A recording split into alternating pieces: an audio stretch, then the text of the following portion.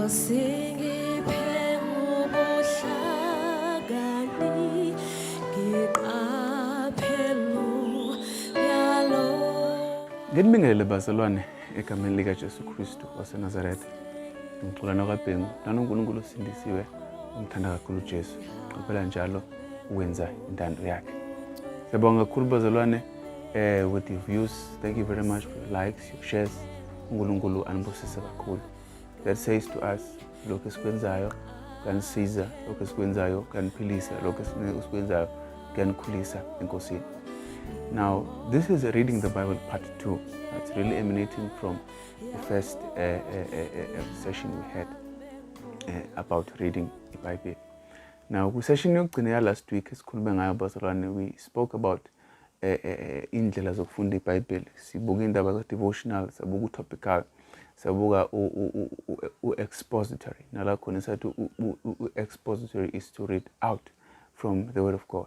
Now, I want us to really continue from there, bazalwane. And this continuation really was prompted mina by a question engasibuza yona enhlizweni yami ukuthi, is it possible yini ngempela ukuthi we can read one passage of scripture and then come to different conclusions? Nakhona ngisho lokhu ngoba khona umzalwane wakho wangibuza at one stage sixoxa ngevesi ngepassage thizeni nala khona athi, hey Bhengu, ngiyakuzwa mangimchazela ukuthi what does it mean. Wathi ngiyakuzwa kodwa iqiniso elimsulwa lithi nginganikeza omunye umuntu that same passage yena afike ne-conclusion engafani noma abe ne-interpretation engafani.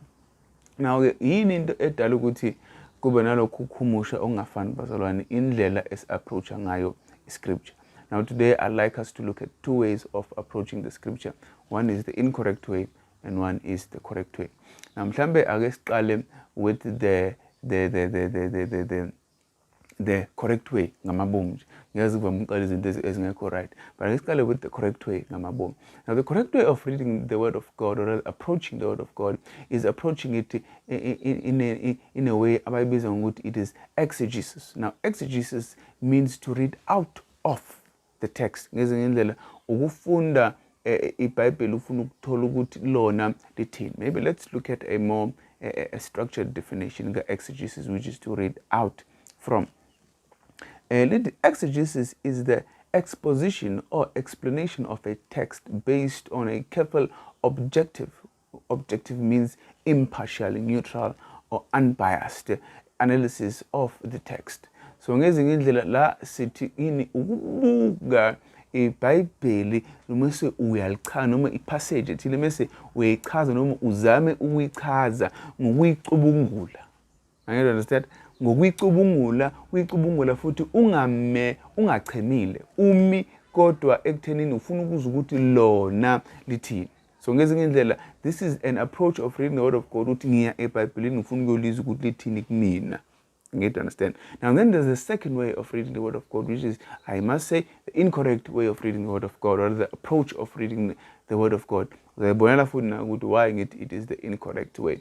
And this one is called eisegesis. Eisegesis means to read into. Izikindlela sokuthi ufika nomqondo wakho, ufika ne-perception yakho, ufika ne-belief yakho, ufika ne-idea yakho uzoyifaka eBhayibhelini ukuze lifakazele lento wena osufike nayo vele.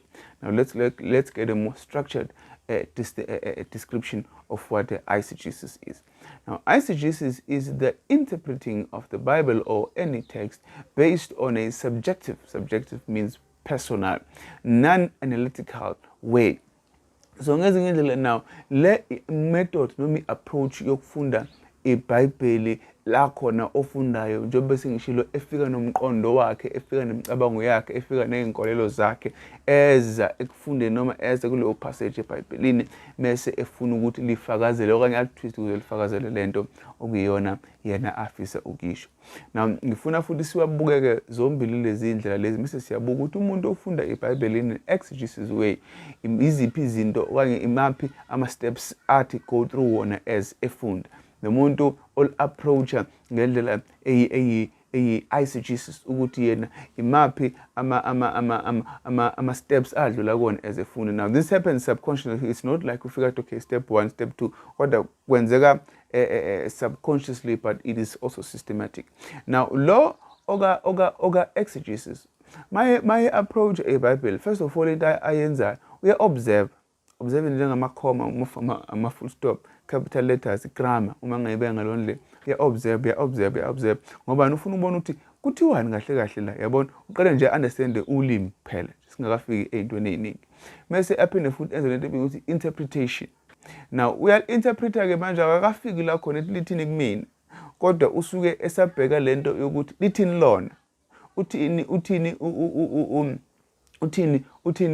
uPeter la kulaba ababhalele, uthini kubona uPeter, uthini kubona, hayi kumina, yabona, akafiki ukuthi uthini kumina njengomfundi wamanje eSouth Africa oyikhona. Usabuka nje ukuthi uPeter wayethini kulabo bazalwane la, so uya-interpreta-ke lapha, angithi. Then mase enza futhi lento esibiza ngokuthi i-correlation. I-correlation nawo ukuthi sengimzwile kuPeter ukuthi uthini kulabo bazalwane, but iBhayibheli lona lonke lithini ngalento ekhuluma ngoPeter, angithi, yabona lona. Now that is seeing how does this relate to the rest of the Bible, you know, lento eshiwo ngoPeter ingena kanjani kwi-plan salvation, ingena kanjani kuNkulunkulu, ingena kanjani, yabona. So uyahlanganisa ngoba khumbula iBhayibheli liyinto eyodwa, it speaks of one and the same thing, it has one and the same message. Now kunabazalwane abaningi who then say iBhayibheli ifike lisho into liphinde futhi liziphikise, but we all know that alikwenzi lokho, but labo bantu people abamise lesi step lesi sokufunda iBhayibheli ukuthi its correlation, ubheka ukuthi bathini-ke abanye kwezinye indawo, so that this can all come together and make perfect sense. Then futhi esinye step adlula kusona ubeke, then mase zena sonke lezi zinto umuntu ofunda in an exegesis way, mase ethi now how can I apply the teaching that was said by Peter to abantu ababhalele in my life namhlanje, yabona. So uyambona ukuthi lo muntu lo akade beqala nje efunda iBhayibheli sefuna ukwazi ukuthi okay isiphi isambulo engingasula la, iBhayibheli lengifundisa ukuthini la. On that note, I remember ngokunomunye umzalwane owayethi uyothatha lokho okudlekayo okungadleki ukuyeke, yabona. So ke now I know ukuthi mhlambe owaqala washo lonto wayekusho in light of ukuthi bakhona abanye abashumayeli mhlambe abazokhuluma into which is not biblical. Now in that sense, of course, take what is biblical and what is not biblical do not take, but rather futhi that even goes to the extent whereby now umuntu usezothatha into ehambisana naye engahambisani naye, ke singasakhulume ngo-biblical, engahambisani nje naye uyayiyeka ngoba uniyena uthatha lokho okudlekayo okungadleki makubaba kunzima kubuhlungu uyakuyeka.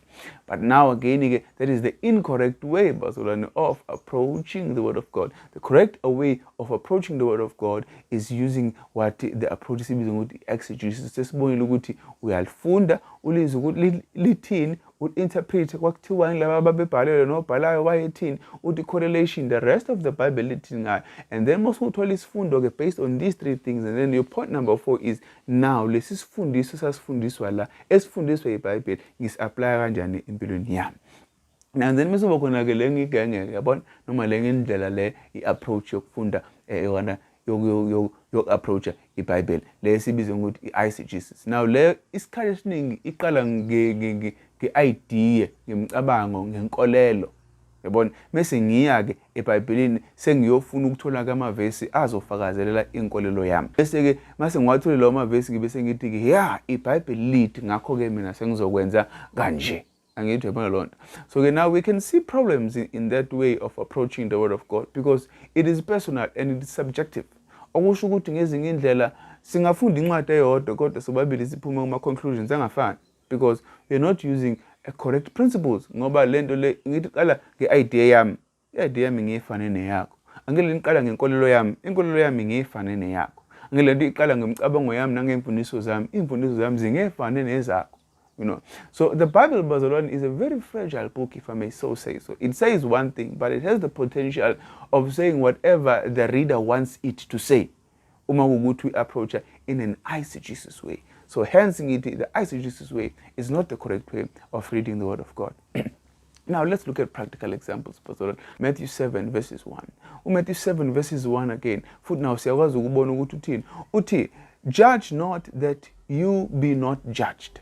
Izindlela ukuthi ungahluleli ukuze nawe ungahluleli. Again futhi umuntu uzovele ayifundele indlela ngendlela engekho right eze kulona ngoba nakhe efuna ukutshela ubani ukuthi awusibani baye ukungijaja uzovela alifune message yalizwa iBhayibheli lithi ungahluleli ukuba ungahluleli but uma usulifunda kahle leli verse lisifundisa kahle kahle leya chapter leya noma leya passage isifundisa ukuthi qala ubheke wena bangilungisa okwakho andube uye uyolungisa kwamfowethu ngoba lize lithi ususa kanjani ukhona oluncane olusesweni lomfowenu ukuyeka ugongolo olusesweni lakho. So that is teaching us ukuthi ungamhlulela kodwa umhlulele ngento wena osuyilungisile empilweni yakho umbuyise umfowenu kodwa umbuyise ngento wena nawe empilweni yakho osuyilungisile. Lithi ungakhuza umuntu ngesono only to find ukuthi wena wenza isono esifana nesakhe maybe even isono esiwesi ngisho kunesakhe. So ngizindlela lela verse lisencourage ukuthi sort out your stuff first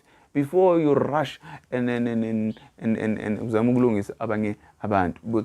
There are people who are typically like that, abafarisi, but angifuni ungena kakhulu kuleyo. But again futhi, if you're really using exegesis to really understand the scripture, you'll understand ukuthi the Bible does have provision for us njengabantwana bakaNkulunkulu ukuthi sihlulelane. Uma ufunda ngaleyo baseKorinte uPaul uyabasola abazalwane ukuthi nize niye enkantolo niyolungisa inkinga zenu. Bebengekho abantu phakathi kwenu who could judge you. Ningamakholwa nize nijudge abantu abangakholwa. Anazini ukuthi niyohlulela izizwe. Praise the Lord. So it's also saying amongst us, we can judge ourselves, but we're just not allowed to judge abantu abangaphandle. We can judge ourselves because we live by the same decrees, we live by the same principles, and we live by the same commands, which are the commandments of God. So mase khona uphuma endleleni singakwazi ukuthi simbuyise ngokuthi mzalwane ayihambe kanjalo le ndlela mayihamba. Kodwa uma ufunde lela passage kuphela walifunda futhi unengqondo ethile ukuthi ngifuna ukukhombisana bani ukuthi akaye aphume eindabeni zami uzophuma una lento ethi lithi iBhayibheli singahlulelani bazalwane kanti iBhayibheli alisifundisi lokho. Now we can read it other scriptures afakazela lento engisho bazalwane 1 Corinthians 5 1 to 13, Matthew 18 15 to 17, John 7 24 bazalwane. But ke okubalekile ukuthi kuGalatians 6 verses 1 usifundisa ukuthi konke lokhu kufanele sikwenze ngobunene futhi inhloso yakhona yokuthi sibuyisane sijaja lesingabazwana ukuthi umuntu agcine ebuyele enkosini. Inhloso kungabe ukuthi ngifuna ukulimaza omunye umuntu noma ngilimaza.